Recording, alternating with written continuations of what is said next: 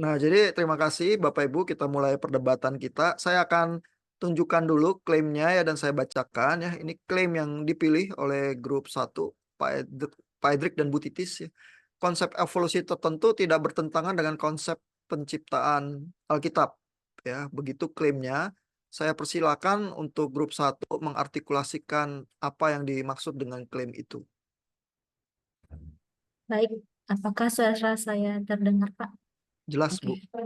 Oke. Nah, apa yang menjadi klaim kami ialah konsep evolusi tertentu tidak bertentangan dengan konsep penciptaan dalam Alkitab.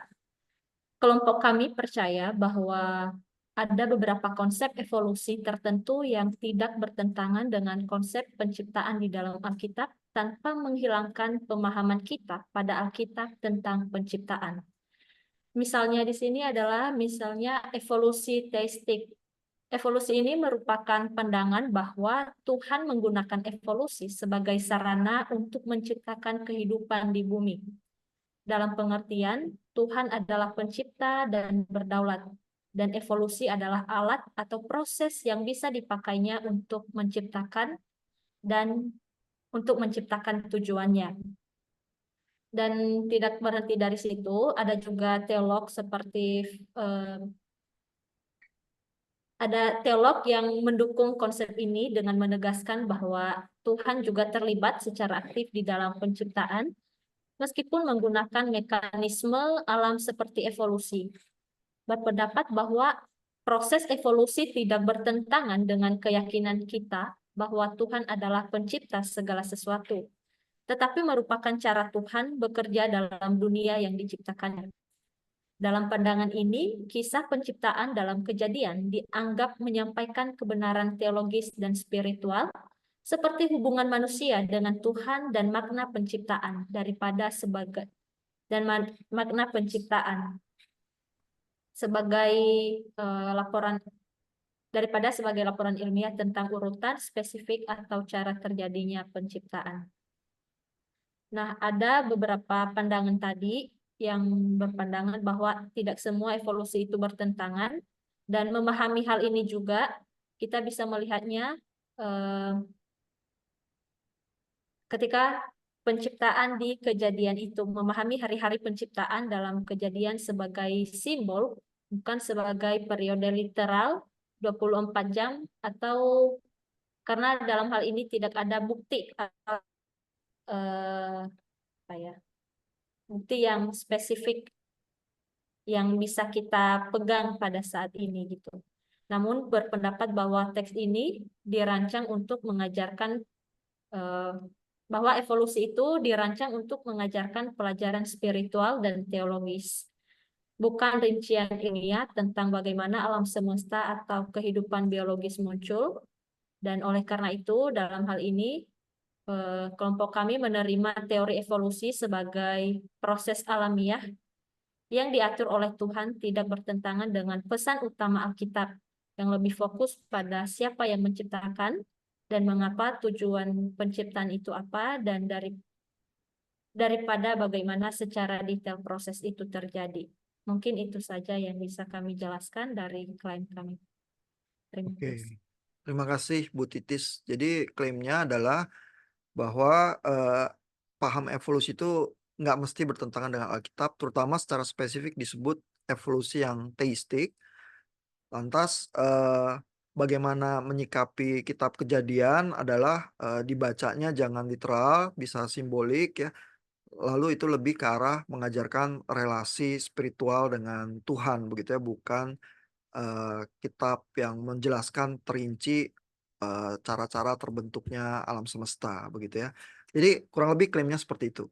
Saya berikan kesempatan untuk grup 2 untuk menyanggah klaim tersebut. Silakan grup 2. Terima kasih grup 1 sudah memaparkan atau menjelaskan klaimnya. Jadi pernyataan kelompok 1 yaitu bahwa konsep evolusi tertentu tidak bertentangan dengan konsep penciptaan. Tadi disebutkan tentang apa ya tadi itu? Evolusi teistik ya. Jadi kayak evolusi teistik itu pandangan bahwa Tuhan menggunakan evolusi sebagai alat untuk menciptakan kehidupan. Memang ada seperti itu, namun dari hasil yang kami coba cari tahu, sebenarnya ya udah kejadian penciptaan Alkitab ini memang udah punya ketegangan yang kuat dengan penemuan sains ya, dan sering muncul di antara agama, dan ini isu yang udah lama sekali diperdebatkan. Nah, ada perbedaan yang kami rasa sangat tajam dalam menjelaskan penciptaan dan asal dari kehidupan yang ada di dalam dunia ini. Nah, saya rasa kami penting sekali untuk menyatakan bahwa kami sangat percaya terhadap sola scriptura, dan saya rasa juga kelompok sebelah juga percaya akan hal itu. Tapi nanti mungkin kalau tidak setuju boleh disangka ya. Kami sangat terbuka untuk tim satu yang mungkin memiliki penafsiran yang mungkin bisa dijelaskan nanti dan bisa dipertanggungjawabkan mengenai penciptaan dalam Alkitab. Tapi kami melihat konsep penciptaan dalam Alkitab atau spesifiknya dalam Kejadian 1, Allah menciptakan langit dan bumi selama 6 hari dan beristirahat pada hari ke-7.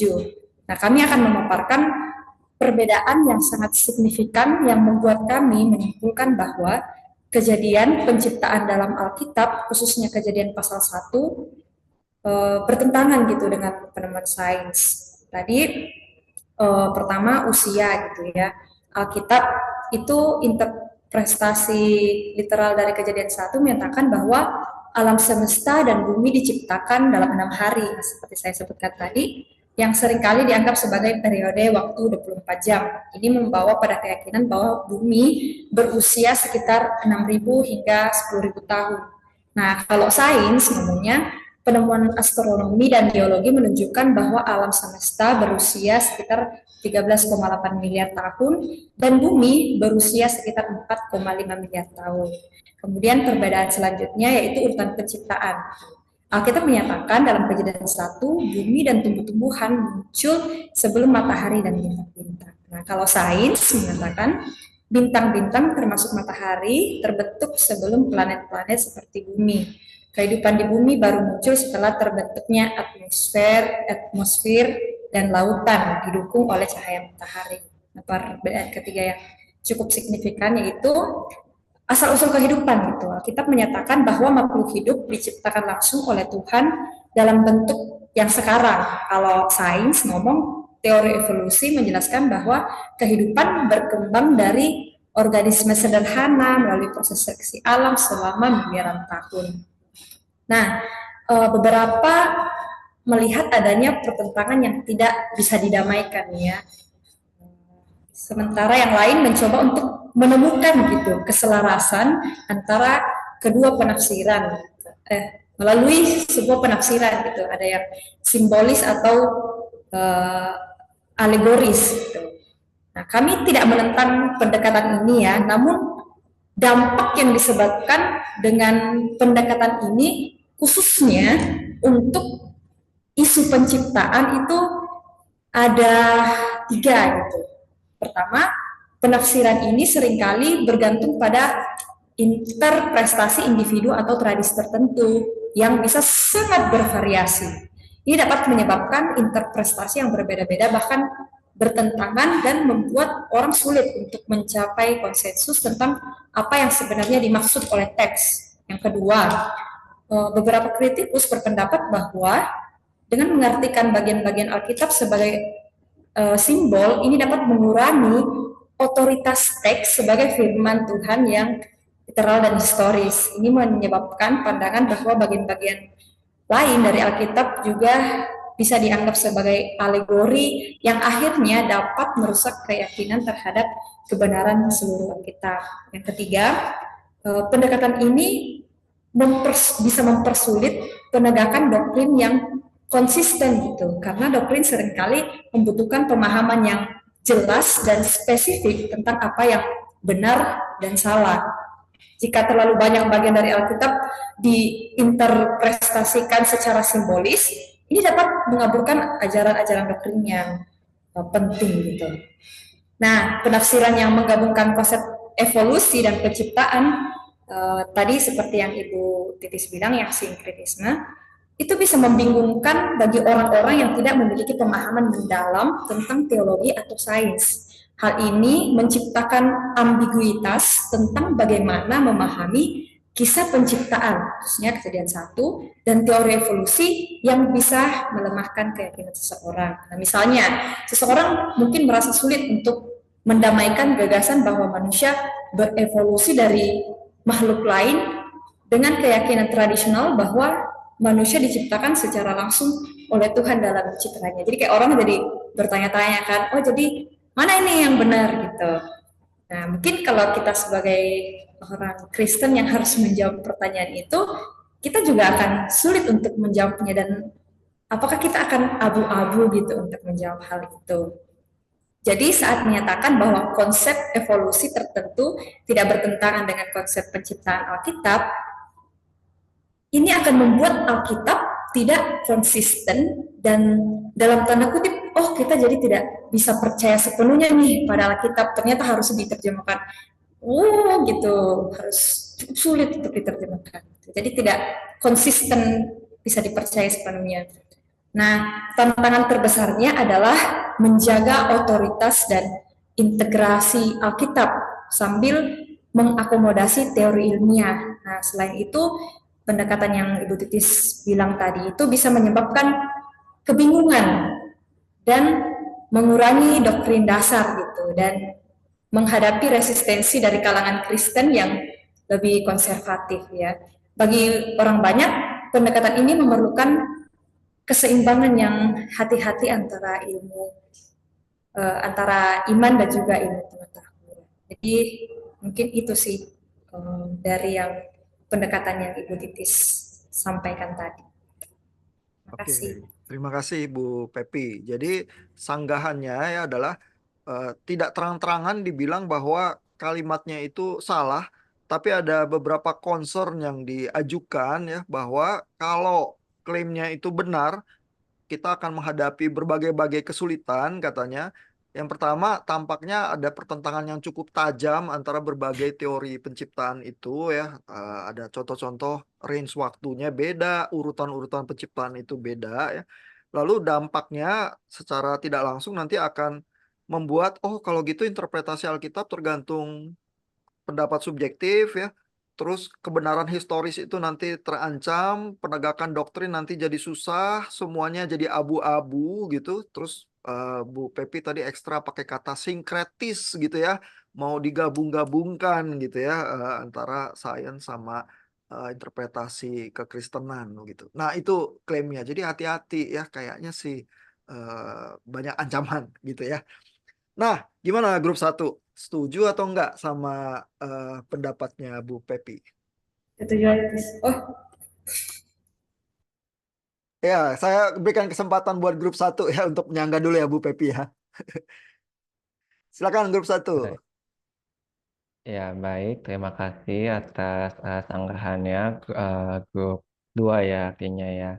Ya, jadi untuk meringkas bahwa tadi um, ada beberapa poin yang saya mau tekankan kembali bahwa kami masih me- mendukung poin bahwa sebenarnya evolusi dan Alkitab itu tidaklah bertentangan evolusi tertentu, di mana ya karena berdasarkan teologi reform sendiri, Allah menciptakan dunia itu menggunakan ada dua prinsip ya, creatio ex nihilo dan creatio secunda, dan ini berfondasi pada pemikiran bapak-bapak gereja.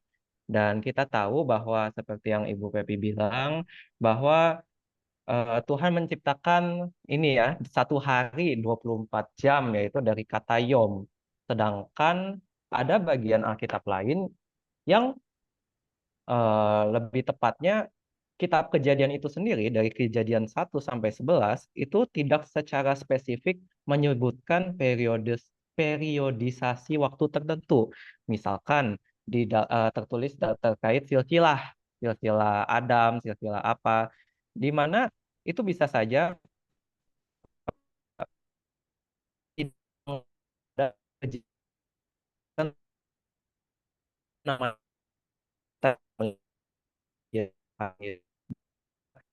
Timothy atau Lukas. Mungkin untuk perkara hari aja itu bisa dipertanyakan. Oh, suara saya apakah terdengar? Iya, sekarang tadi sempat putus-putus tapi sekarang Oh, udah connect lagi oh, kayaknya. oke. Jadi saya ulang lagi apa untuk argumen pertama saya adalah dalam iman menganut bahwa Alkitab itu adalah sola scriptura ya, dan dengan kami selaras dengan sola scriptura. Kenapa? Karena balik lagi, kitab Kejadian itu bukanlah suatu kitab yang ditulis. Wah, disconnect Pak Edric. Kita tunggu sejenak ya.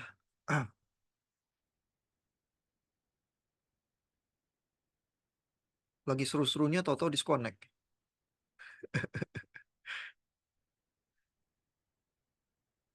Iya, mudah-mudahan peralatannya Pak Edric bisa ini ya, menghasilkan koneksi lagi ya. Sambil nunggu Pak Edric, saya apresiasi ya Bapak Ibu udah persiapan.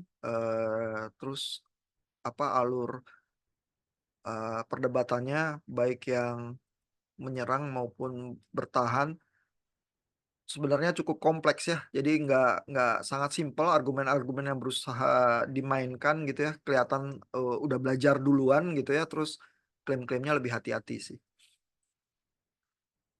Nah, Pak Edric, apakah berhasil join lagi Pak Edric? Sebelumnya koneksi saya terganggu karena sudah jelas. Hmm. Oke, jadi saya jadi ya.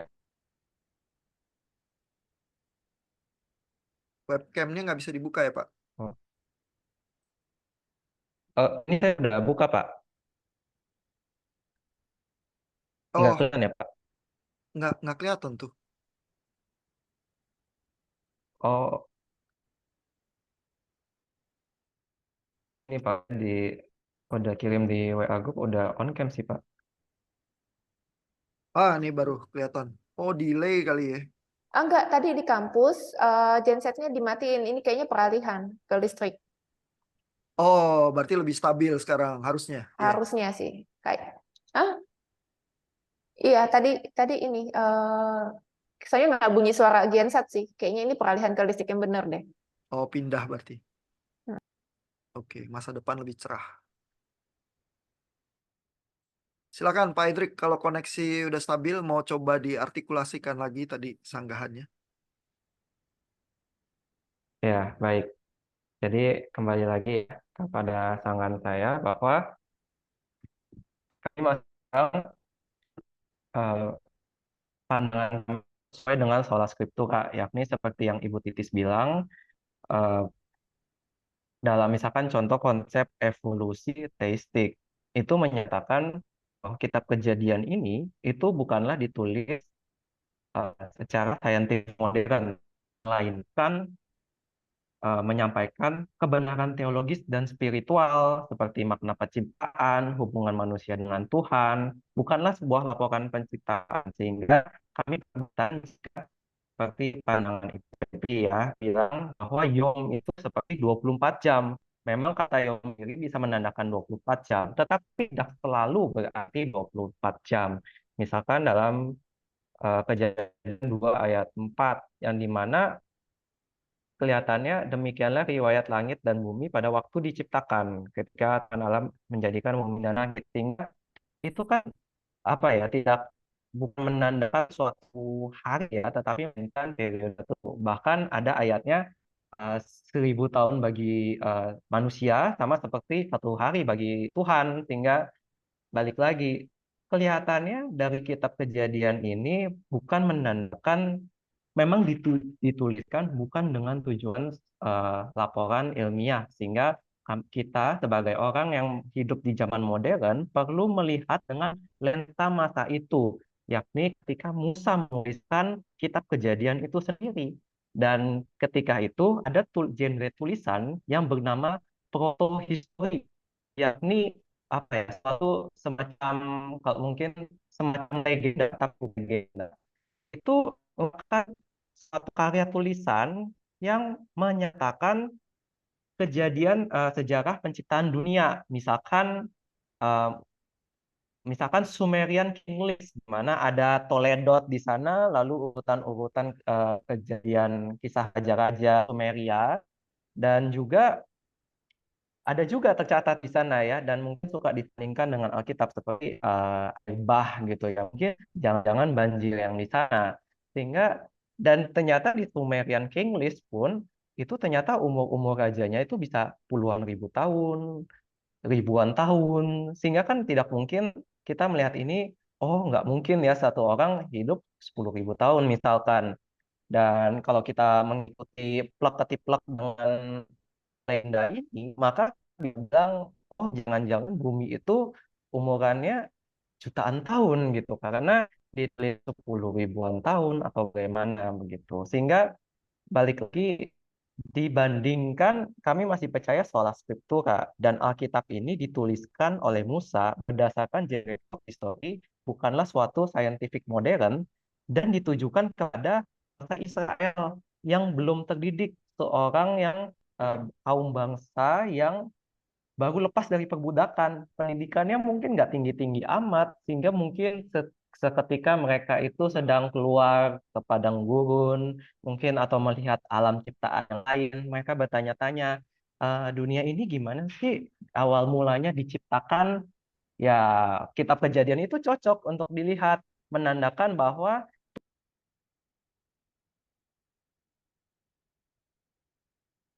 Wah, disconnect lagi ininya ya, Pak Edric ya.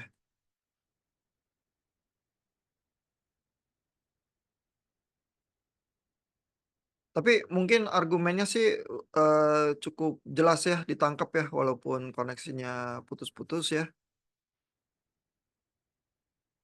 Nah, ini udah connect lagi nih, tapi ya Pak Edric gimana? Apakah mendengar suara saya? iya, iya, Oke. putus lagi, udah sampai bagian mana? Ya, apa ada yang mau dilanjutkan Pak sebelum saya lempar dari argumennya? Ya, jadi tadi yang saya mau bilang itu adalah di dalam Kejadian 1 sendiri itu untuk kata matahari dan bulan itu bukanlah menggunakan kata Ibrani yang dewa dewa matahari atau dewa bulan, melainkan benda besar dan benda terang yang kecil. Sehingga balik lagi, penulisan kitab Kejadian sendiri bukanlah untuk tujuannya satu hari 24 jam Tuhan menciptakan matahari terang, atau bahkan tadi dibilang eh, seperti ada kenapa bisa tumbuhannya dulu baru mataharinya belakangan begitu ya. Tetapi bukanlah seperti itu konsepnya. Konsepnya adalah mau menandakan Tuhanlah pencipta langit dan bumi, bukan dewa-dewa lain. Bukan menjawab persoalan yang digeluti sekarang, yakni apakah yang kan kalau bisa dibilang bukti-bukti, contoh misalkan meteorit Canyon Diablo, itu dikatakan bahwa meteor tersebut diperkirakan mungkin sudah miliaran tahun lalu jika di apa, dinilai menggunakan penanggalan radiometrik itu ditemukan pada tahun 1950, atau misalkan terdapat bisnis RNA tertentu yang jika dicek kembali itu ternyata dalam apa ciptaan yang lain, yaitu makhluk hidup yang lain, sehingga kembali lagi ternyata Iya, disconnect lagi nih. Ya. Tapi dari Bapak Ibu yang mendengarkan, oh, connect lagi udah. Ini tampaknya jelas ya Pak Edric, argumentasinya adalah berusaha menyajikan gambaran bahwa membaca Kejadian itu tidak mesti literal, banyak bukti-buktinya ya, dan ion itu tidak mesti diartikan 24 jam, ya, melainkan satu periode ya. Lalu banyak tanda-tanda juga, kata-kata itu apa yang dipakai dengan berbagai variasinya itu punya tujuan-tujuan tertentu yang simbolis. Sehingga yang jelas kayaknya dari argumennya Pak Edric adalah yang jelas kejadian itu bukan dari kacamata buku sains modern ya, sehingga menikmatinya juga perlu kehati-hatian tertentu, dan teori evolusi itu yang tertentu katanya grup 1 itu sesuai ya dengan Alkitab, karena grup 1 juga pegang sola scriptura gitu ya, sama dengan grup 2 ya, sama-sama mengklaim sola scriptura gitu ya. Eee, saya rasa argumennya itu ya, Pak Edric masih keluar masuk mencoba, tapi saya limpahkan ini ya, gilirannya untuk grup 2, silakan untuk membantah apakah setuju atau tidak ya dengan pandangan-pandangannya dari grup 1. Silakan.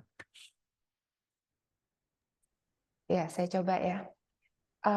Kalau tadi dikatakan bahwa kata Yom dalam kitab Kejadian itu tidak literally, bahwa itu adalah satu hari yang 24 jam, tetapi di kitab Kejadian itu dikatakan dengan jelas bahwa siklusnya itu adalah terang dan gelap. Biasanya jadilah petang, jadilah pagi gitu ya.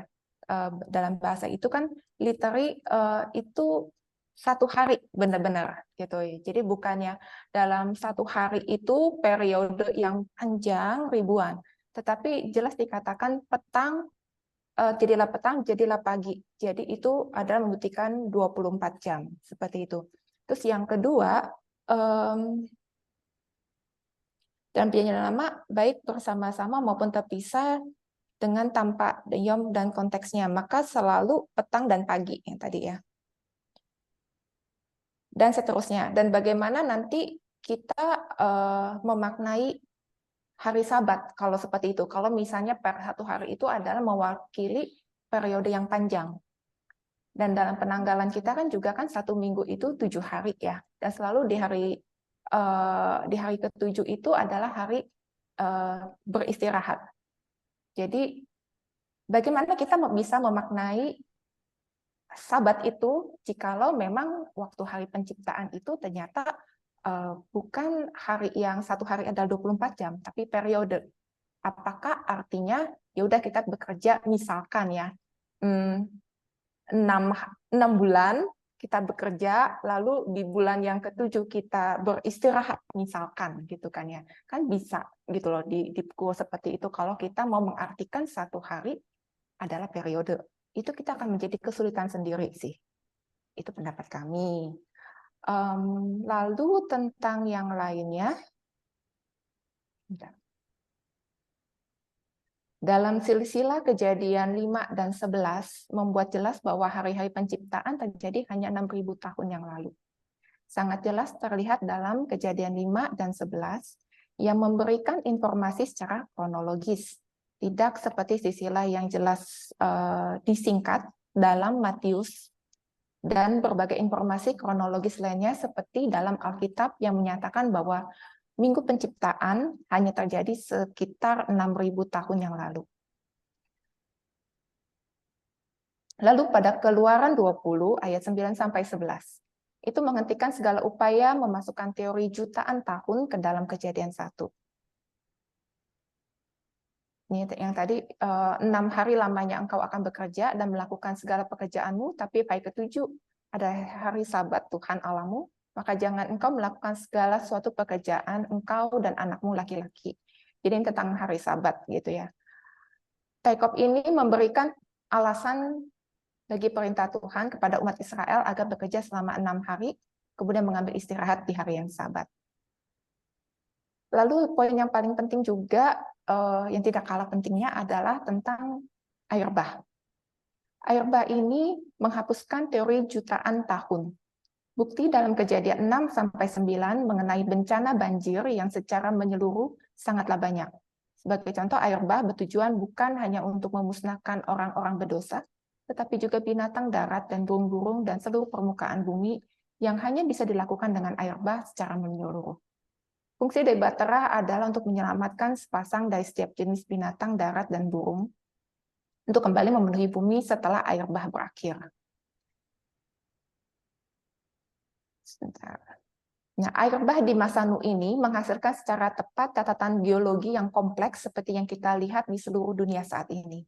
Sedimen setinggi ribuan kaki secara jelas diendapkan oleh air dan kemudian mengeras menjadi batuan di dalamnya terdapat miliaran fosil.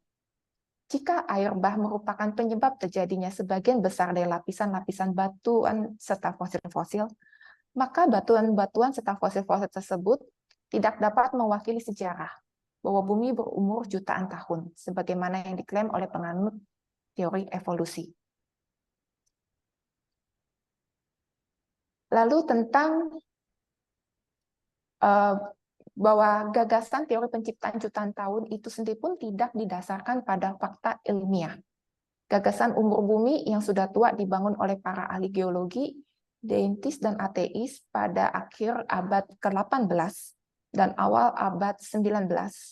Mereka menggunakan filosofi anti Alkitab dan asumsi keagamaan untuk menafsirkan pengamatan geologis. Tetapi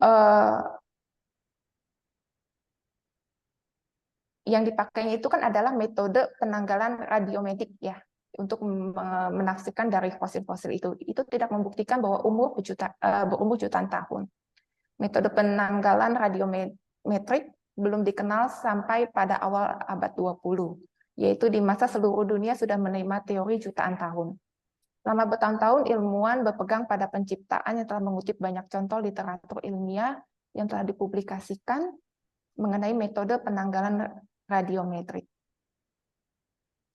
Dalam beberapa tahun terakhir, para kreasionis dalam proyek RATE telah melakukan percobaan teori dan penelitian lapangan untuk mengungkapkan bahwa banyak bukti tersebut, misalnya kayak berlian batu bara yang menurut para penganut teori evolusi berumur jutaan tahun, ternyata baru berumur ribuan tahun menurut penanggalan K14. Lalu ada hal yang lain lagi seperti yang telah dipublikasikan mengenai metode penanggalan radiometrik ternyata menunjukkan kesalahan dalam pengukuran umur. Misalnya, umur jutaan tahun dari aliran lava yang sebenarnya baru terjadi beberapa ratus tahun terakhir, atau bahkan baru terjadi beberapa puluh tahun terakhir yang lalu. Jadi dalam penafsiran pengukuran radiometrik itu pun ternyata bisa salah gitu loh. Itu sebabnya maka kelompok kami juga berpikir bahwa evolusi itu juga punya keterbatasan teorinya dan juga tidak bisa 100% benar, tepat. Karena ada beberapa penelitian terakhir, ternyata apa yang dipublikasikan itu ternyata umurnya itu tidak selama itu gitu ya. Tadi ya seharusnya katanya jutaan tahun, ternyata hanya baru beberapa puluh tahun. Jadi ada kemungkinan kesalahan-kesalahan juga di sana. Terima kasih. Oke, terima kasih Bu Foni. Ini percobaan pertamanya untuk berargumen ya. Thank you. Jadi argumennya adalah pertama dari segi tafsir ya. Kalau mau ditulis periode, kenapa ditulis hari gitu ya? Ada cara-cara lain untuk menulis periode mungkin ya. Terus dikutip dari Keluaran 20 soal hari Sabat. Kalau itu ternyata periode gitu ya, kenapa terus waktu dikutip untuk hari Sabat artinya benar-benar hari begitu ya? Jadi kan literal begitu.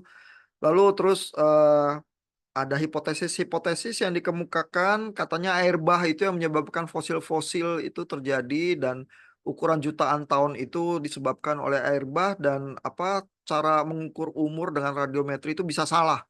Ya, jadi jangan-jangan teori evolusi itu salah begitu ya.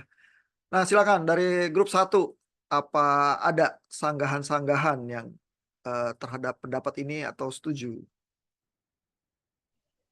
Ya, kedengaran suara saya, Pak? Kedengeran, kayaknya koneksinya lebih baik nih kali ini ya. Oke. Ya, baik. Jadi terima kasih atas pandangan grup 1 atas sanggahannya bahwa penelitian dan juga saintifik. Lagi ke Wah, topik putus-putus lagi nih. bahwa halo, Ya, kalau kad- dengan Pak. kadang Oke. putus Masih sih. putus-putus. Ya, nggak bisa dengar. Oh, ya coba. Kalau sekarang apakah kedengaran? Yang terakhir sih saya dengar ya. Oke, yang terakhir dengar ya. Apa ya? Ya, jadi untuk kembali lagi pandangan kami adalah tidak semua teori evolusi itu berlawanan dengan Alkitab. Buktinya adalah dari kata Yom sendiri. Dan kemudian dari sendirinya.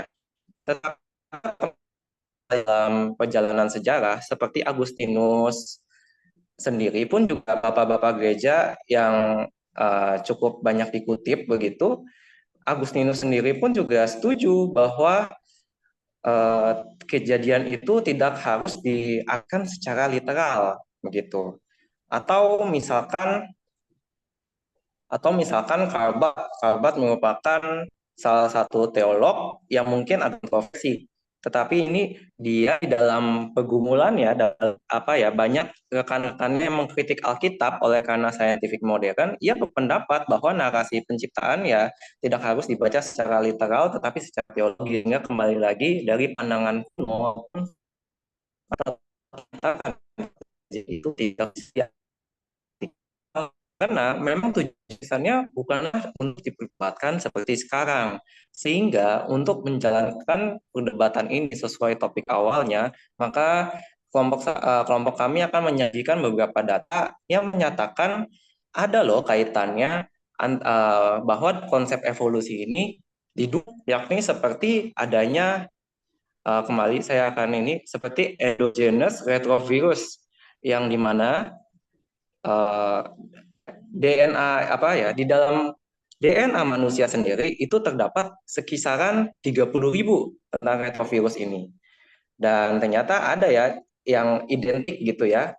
Itu terbagi di dalam primata dan juga manusia. Sehingga kembali lagi mungkin ada bukti secara direct bahwa adanya relasi antara spesies ataupun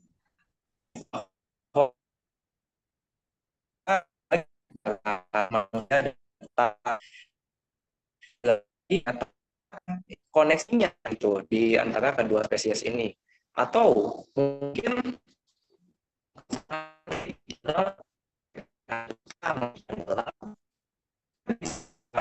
ya waktu ya Big Bang dikatakan itu terjadi dalam mungkin kurun dari satu foton second ya, ada satu foton foton Iya, saya juga putus-putus dengar apa ya suaranya. oh.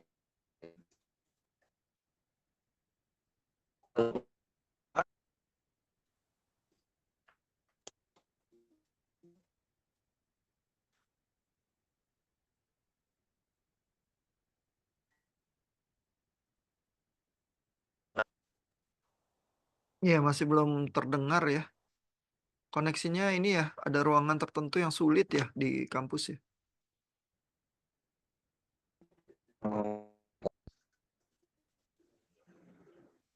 Apa saya lanjutkan saja Pak atau Boleh, coba Pak. Iya. Iya, Pak. Ya, jadi kembali lagi bahwa kita kejadian itu tidak ditafsir secara alegoris, ya, bahwa dibuktikan dengan adanya RNA tertentu yang terbagi antara dua spesies tadi. Bahkan ditemukan juga adanya makhluk-makhluk yang mungkin kita sulit membedakan ya, apakah ini tuh masuk ke bintang A, jenis binatang yang B. Oleh karena ya itu menciptakan itu ada aspek dan aspek sekunder, di mana pun masih bisa melakukan karya penciptaannya melalui tanah. Sehingga ketika Tuhan secara kreatif menciptakan dunia ini, dia itu bisa saja menggunakan misalkan ya binatang-binatang itu, lalu spesiesnya makin banyak, lalu semakin kompleks. Tetapi itu tidak mendiskreditkan esensi manusia itu sebagai ciptaan yang termulia, yakni Karena kita bisa dilihat ya secara saintifik pun binatang itu tidak memiliki akal rasio, sedangkan manusia memiliki ya akal yang bisa menciptakan nilai-nilai sistem moral, sistem hukum, sehingga itu bisa dibilang itulah suatu keunikan manusia yang bertentangan secara sains dan juga bertentangan secara kitab. Saya balik lagi, dan jika ditemukan tuh interkoneksi antara setiap spesies, maka seharusnya ini menjadi suatu possibility bahwa evolusi itu ternyata hanya menjelaskan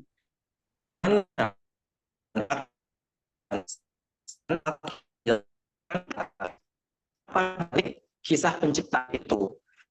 Ada yang mendorong penciptaan itu terjadi, ataukah itu hanya suatu hal-hal yang random yang intinya itu seperti para ateis yang tadi sempat dikemukakan adalah untuk mendiskreditkan Tuhan dan untuk manusia itu hidup seperti pikirannya sendiri, sehingga itulah yang kelompokkanlah bahwa kisah penciptaan yang ini secara itu tidak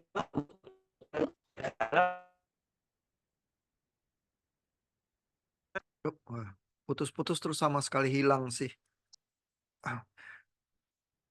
Ya, jadi mungkin saya rangkum sedikit ya argumennya. Ada bagian di mana Church Fathers dikutip ya, ada Agustinus, ada teolog modern Karl Barth yang mungkin tidak semua orang setuju dengan alirannya, tapi ada teolog-teolog dan bahkan Church Fathers yang merasa menafsirkan Alkitab itu tidak mesti literal, terutama di daerah-daerah kejadian. Kalau Agustinus, Church Fathers yang dihormati semua kalangan, jadi mungkin cukup berbobot. Lalu juga bukti-bukti sains yang diutarakan ya, ada bukti di DNA yang ada jejaknya itu membuktikan evolusi. Lalu juga dari eksistensi binatang-binatang tertentu juga yang diklaim bahwa evolusi itu jadi tidak mesti bertentangan dengan hal-hal yang ditulis Alkitab, terutama kalau evolusinya dipahami sebagai terjadi di dalam karya penciptaan Tuhan juga gitu ya. Mungkin secara singkat seperti itu sih dalam beberapa kalimat ya. Saya berikan kesempatan untuk grup 2 ya, yang peserta terakhir nih untuk berusaha melakukan argumennya. Apakah setuju dengan grup 1? Saya coba ya. Dari pernyataan Pak Edric, kami menemukan bahwa ada beberapa.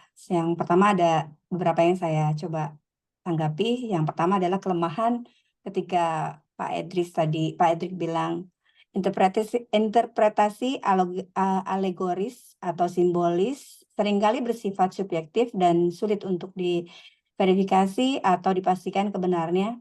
Berbeda dengan interpretasi literal yang lebih langsung dan jelas. Interpretasi alegoris bisa sangat bervariasi tergantung pada perspektif individu yang dapat menyebabkan interpretasi yang sangat berbeda di antara para teolog. Ini adalah kelemahannya. Dan contohnya adalah Origenes dan Agustinus mungkin memiliki pandangan yang sangat berbeda tentang apa yang dilambangkan oleh hari dalam kisah penciptaan, yang dapat membingungkan bagi umat beriman yang mencari kepastian dalam pemahaman Alkitab. Nah, tantangan dari perspektif sola scriptura, kelemahannya adalah bagi mereka yang memegang prinsip sola scriptura, hanya Alkitab sebagai otoritas tertinggi, dan interpretasi non-literal bisa dianggap meragukan karena membuka pintu bagi tradisi atau interpretasi eksternal yang kemungkinan dapat mengaburkan atau bahkan bertentangan dengan pesan asli dari Alkitab sendiri. Jadi contohnya pendekatan alegoris bisa dilihat sebagai mengizinkan penafsiran yang terlalu bergantung pada spekulasi manusia daripada mematuhi apa yang secara eksplisit tertulis dalam teks kitab suci.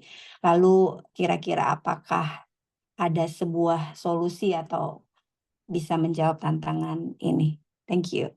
Oke, terima kasih Bu Nelly. Jadi sanggahannya adalah kalau mau alegoris pasti mengakibatkan banyak kesulitan karena jadi macam-macam antara Origen sama Agustinus aja beda, terus terlalu subjektif nanti yang menentukan tafsirnya, terus jadi nggak bisa sola scriptura dengan konsisten begitu ya. Itu yang coba dibuat sanggahannya.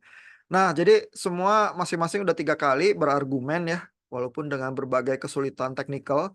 Saya berikan kesempatan untuk kalimat penutup ya dan apa semacam konklusi singkat ya, singkat aja ya, supaya ada gongnya gitu.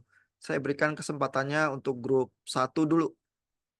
Entah Oke. Pak Bu Titis ya, silakan Bu. Ya, kembali lagi dengan klaim kami ya Pak ya, bahwa kesimpulan kami di sini adalah, atau pandangan kami di sini bukanlah penafsiran secara alegoris, tetapi sesuai dengan genre kitab Kejadian itu sendiri.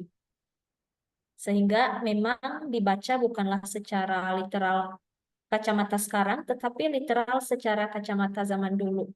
Nah, kita dan kami di sini juga tetap berpegang pada sola scriptura, sehingga memang tidak semua evolusi itu bertentangan dengan kisah penciptaan. Itu sih yang menjadi kesimpulan dari kami, Pak, bahwa tidak semua evolusi itu menentang kisah penciptaan yang kita percaya sebagai yang ada di Alkitab, tetapi itu juga mungkin pada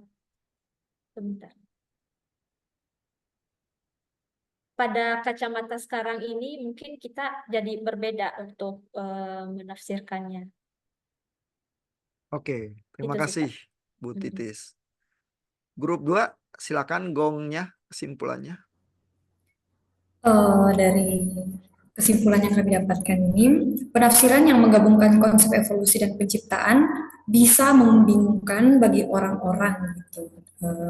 Khususnya bagi orang-orang yang tidak mendalami tentang teologi dan sains. Ini akan membuat mereka, oh jadi yang kami harus percaya ini harus paten pada sains atau pada teologi yang sola scriptura kita baca secara literal. Dan tadi kami sudah memaparkan bahwa Yom dalam Alkitab itu disebutkan pagi dan petang, bukan membahas tentang periode. Mungkin ada bapak-bapak gereja yang membahas bahwa itu bukan periode, namun kami melihat ini sebagai bukan periode. Ini merupakan satu hari seperti itu. Kemudian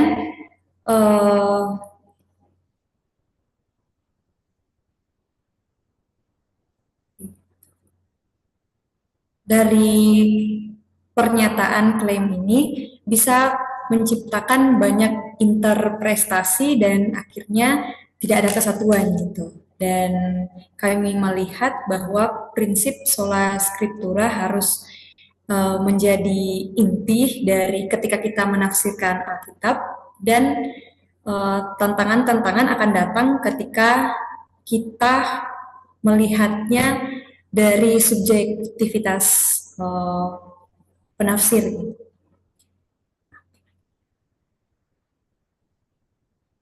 Oke, tampaknya cukup ya. Masih satu, Oke, Pak. iya terima kasih Iya. Bu Pepi untuk grup 2. Jadi terima kasih perdebatannya ya. At least kita udah berusaha ya mengartikulasikan klaim Hilang lagi debat itu jadwalku. dan tantangannya. Belum. Kita coba lihat analis-analis pendapatnya mana ya. Apakah grup 1 atau grup 2 yang lebih meyakinkan ya. Tapi kita diskusinya offline ya.